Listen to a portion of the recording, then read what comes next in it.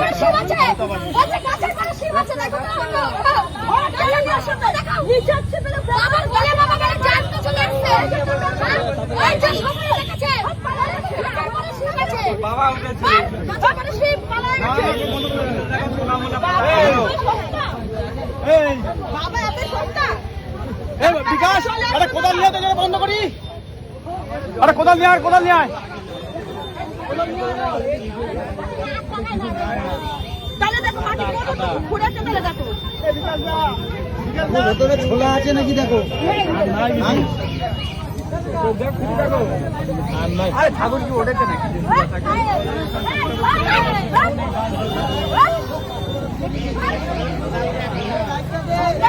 কোদাল নিয়ে